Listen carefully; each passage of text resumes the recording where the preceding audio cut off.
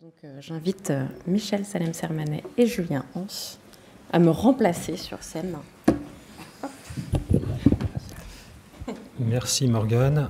Donc ce qui est convenu, c'est que je fasse un point, c'est pas vraiment une conclusion, mais je fasse un point de l'état d'avancement du déploiement. Parce que c'est important de savoir où on en est, où on va et grâce à qui. Et puis je laisserai Julien conclure. Donc pourquoi c'est important de déployer? C'est pas juste que c'est recommandé dans la feuille de route que je vous ai mentionné au début. Je rappelle juste un chiffre. En France, les émissions de gaz à effet de serre, 2/3 proviennent des villes. Et dans la feuille de route, qui est un document public, il y a une évaluation de ce que représente l'aménagement urbain, c'est une part tout à fait significative. Voilà. Par ailleurs, il y a une urgence globale. Gilles Croquette l'a rappelé, on est vraiment dans une situation d'urgence climatique, donc il faut vraiment que chacun, à son niveau, puisse contribuer. Et donc nous, on le fait au niveau du secteur de l'aménagement urbain. Alors, qu'est-ce que l'on a fait pour déployer?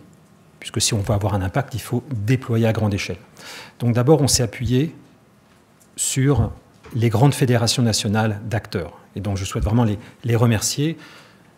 La Fédération nationale des EPL et la Fédération des aménageurs privés, l'UNAM.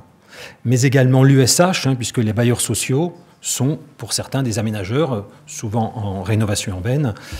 Et enfin, l'ANRU, qui, elle, intervient bien sûr en financement d'opérations qui sont systématiquement à l'échelle des quartiers. Donc ces 4 grands acteurs, dont les 3 premiers sont des fédérations, relayent de façon vraiment engagée et efficace cette nécessité d'évaluer l'impact carbone avec la méthode de référence mise au point avec l'ADEME de toutes les opérations et en particulier au stade de leur conception. Et donc on a lancé, en partenariat avec l'ADEME et le CSTB, donc des AMI avec chacune de ces fédérations l'année dernière et on continue à le faire cette année. Donc déjà, voilà, première chose. Alors c'est pas une fédération, mais bien sûr il faut citer, et encore merci Gilles, le rôle fondamental que va jouer l'autorité environnementale et ses représentants en région par l'avis qu'ils donnent sur les 250 plus grandes opérations d'aménagement chaque année. C'est là qu'on aura un impact très fort. Deuxième axe, alors je vous le dis tout de suite, il y en a 5. Je vais être rapide, 1 minute par axe. Deuxième axe, les aménageurs eux-mêmes. Et là, bien sûr, on est incapable, il y en a 300 à 400 en France. On ne peut pas les toucher chacun en faisant du porte-à-porte.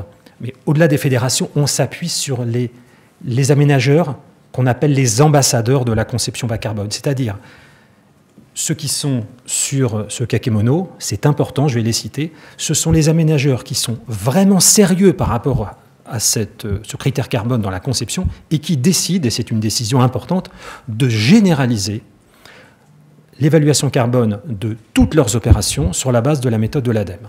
Voilà. C'est pas rien, c'est un engagement de transparence, de rigueur, et donc un certain nombre de grands aménageurs, donc vous les voyez ici, donc ils se comptent malheureusement encore sur le doigt des 2 mains, mais ce sont parmi les plus importants. Et donc ils communiquent et ils montrent l'exemple, donc vous les voyez là, vous les voyez ici d'ailleurs aussi.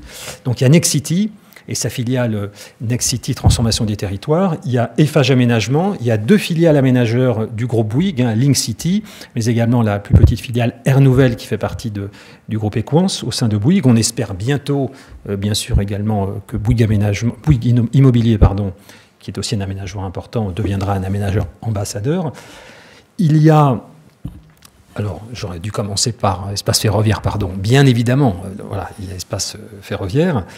Il y a ensuite les EPL de la métropole de Toulouse. Donc, quelque part, c'est intéressant. C'est une collectivité ambassadrice en même temps. Et ces 2 principales EPL, donc Europolia et Eupidea. Et puis, bien sûr, heureusement que l'État, via ces EPA, montre aussi l'exemple avec EPA France, qui est le premier EPA à systématiser l'évaluation de l'impact carbone de ces projets. Et on est en discussion avec d'autres EPA. On est aussi en discussion avec d'autres aménageurs. Je mentionne notamment Kaufmann & Broad et sa filiale Aménagement et Territoire, avec qui nous sommes en discussion. Donc vous voyez, ces aménageurs engagés, j'aurais pu comme collectivité, enfin je mentionne également, c'est indiqué, la métropole du Grand Paris, qui...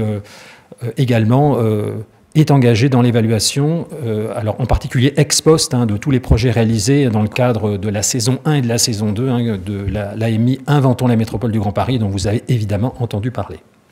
Alors, c'est important de les mentionner, c'est important de les mettre en valeur. Nous espérons, notamment au travers de l'Observatoire, les mettre en valeur pour que tous les aménageurs montrent l'exemple, comme eux, comme ces premiers. Donc ça, c'est le deuxième point. Les aménageurs ambassadeurs. Ensuite, il y a les labels. Alors les labels, j'en ai un tout petit peu parlé. Il y a le label écoquartier, qui est important. C'est un label d'État. Il y a plus de 600, je crois, écoquartiers depuis 12 ou 13 ans qui existent aujourd'hui. La réforme du référentiel écoquartier a permis vraiment de mettre l'accent beaucoup plus sur la performance carbone. Et donc la dernière circulaire mentionne que le ministère recommande très fortement, chaque mot est important, l'évaluation de l'impact carbone du projet en phase de conception, selon la méthode de l'ADEME, et en plus, c'est subventionné à 100%. Malheureusement, ça ne suffit pas.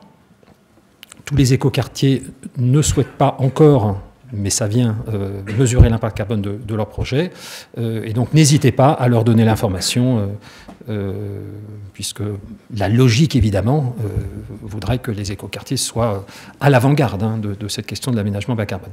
Et puis, il y a également le label BBC à quartier, le logo a été mentionné tout à l'heure, donc encore merci Hélène de ta présence. C'est très important, puisque c'est le premier label français qui va vraiment évaluer la performance carbone des projets d'aménagement. Donc il a été lancé très récemment, au mois de mai. Il y aura un événement au prochain CIPCA pour mettre en valeur ce nouveau label. On espère qu'il va se déployer à grande échelle et avec en particulier Certivera comme certificateur, comme opérateur. Donc vous voyez, les grands relais nationaux, les grandes fédérations, les aménageurs ambassadeurs, les labels, et puis les deux derniers, les banques.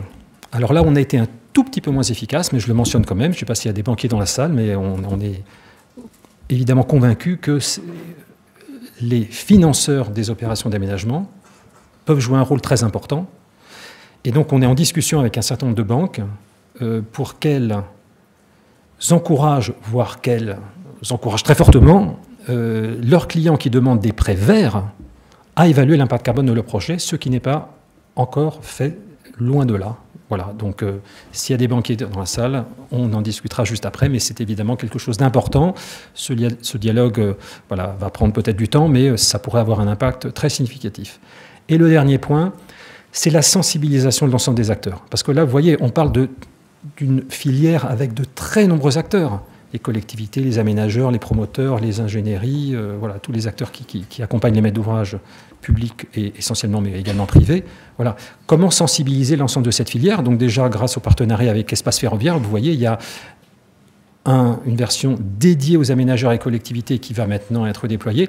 Et je voulais simplement mentionner une autre action, donc d'abord des formations à grande échelle, que nous allons mettre en place avec le CSTB, avec l'École des Ponts, mais également avec l'Université Gustave Eiffel, formation initiale et continue à l'aménagement bas carbone, et puis également un outil de sensibilisation que nous venons de mettre au point, qui est un serious game, qui a été inspiré et aidé par l'atelier d'Eutonne, que vous connaissez tous, que vous avez tous fait évidemment, qui s'appelle l'atelier des transitions urbaines, qui est un serious game qui permet en équipe, en 3 heures, en s'amusant, vous êtes amusés pour certains d'entre vous qui l'avaient bêta-testé, qui permet de comprendre comment il est possible de concevoir un quartier à la fois bas carbone, et tous les calculs sont faits avec Urban Print, mais également un quartier résilient et un quartier agréable à vivre. Donc on vous encourage également très fortement à diffuser l'atelier des transitions urbaines au sein de toutes les entités dans lesquelles vous êtes, que ce soit des entreprises, des écoles, des collectivités, etc. Donc voilà les grands leviers sur lesquels nous sommes tous mobilisés. Donc je remercie tous les acteurs. Vous voyez, c'est un travail très collectif. Le CSTB Efficacity, nous ne sommes que la cheville ouvrière technique, si on peut dire, mais on est très encouragés par cette action collective qui commence à montrer des premiers résultats. Et le premier résultat, c'est que, concrètement, 100 de bilans carbone ont été faits aujourd'hui. C'est ce qui permet de mettre en place l'observatoire, et on espère qu'on va passer encore à la vitesse supérieure en continuant ce travail de pédagogie, de mobilisation de tous les acteurs. Voilà, merci beaucoup, et je laisse la parole à Julien, c'est juste avant, pardon, je ne vais pas oublier, je dis juste que la voix de son maître que vous avez entendue lors de la démonstration, c'est Émilien, Émilien Parron, hein, du CSTB, qui a été le binôme de choc historiquement avec Morgane pour que Urban Print existe. Donc je voulais aussi remercier fortement Émilien, donc grâce à cette voix. Alors pour la V3, on a dit que ça serait la voix de Morgane. Hein.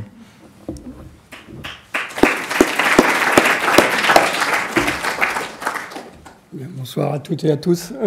Je vais faire très vite, mais il y a des mots qui m'ont quand même parlé ce soir entre l'urgence et l'espoir. L'urgence, j'aime bien les remettre en chiffres. On émet 160 millions de tonnes avec le secteur de la construction aujourd'hui, 100 millions de tonnes pour opérer le parc existant, donc ça c'est tout le sujet de la massification, de la rénovation, et 60 millions de tonnes pour fabriquer des produits de construction nécessaires à la construction et à la rénovation. Quand vous vous projetez dans 700 000 rénovations par an à faire tout en utilisant des produits de construction, vous avez un peu le sentiment de faire le même calcul que dans Don't Look Up au moment où vous vous apercevez que ça va peut-être passer juste, cette histoire-là. Donc ça, c'est pour l'urgence, parce que ces 160 millions de tonnes, il faut les abattre à 100 millions de tonnes à 2030, il faut les abattre à 16 millions de tonnes à 2050. Ça redonne un peu les enjeux. Ça va de soi que ça ne se fera pas sans calculer. Il n'y a aucune chance qu'on le fasse par hasard. Et ça, c'est la partie qui, effectivement, commence à m'agacer un peu. Alors, j'ai la chance ou la malchance de travailler sur le sujet depuis un petit moment maintenant. Donc, nous, on avait travaillé à l'époque sur Elodie, pour les plus anciens, s'ils se rappellent, des outils d'analyse de cycle de vie pour les bâtiments.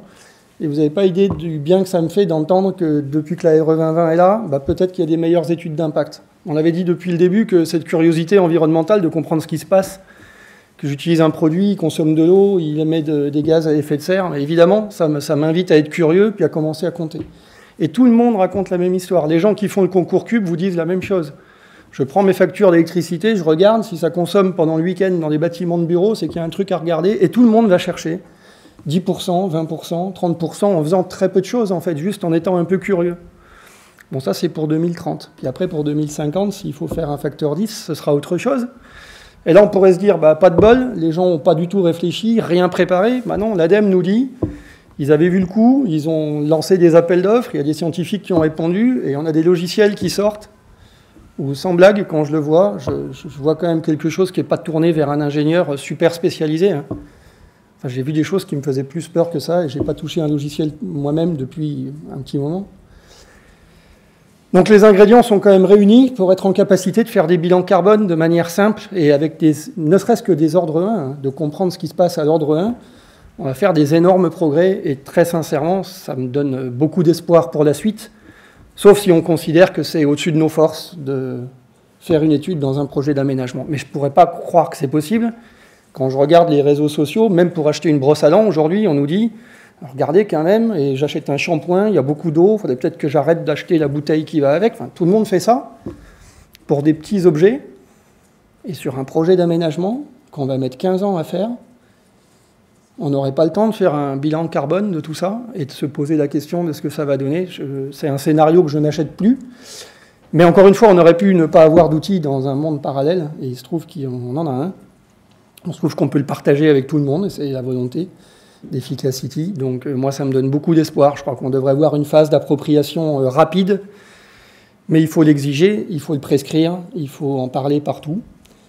Et puis après, je pense que les choses se passeront pour le mieux. Voilà, c'est le message d'espoir, mais ne traînons pas et surtout n'acceptons pas de nous dire que ces outils-là sont trop compliqués à utiliser. Ça, c'est quelque chose qu'on doit combattre fermement, de mon point de vue. Merci à tous et très belle soirée.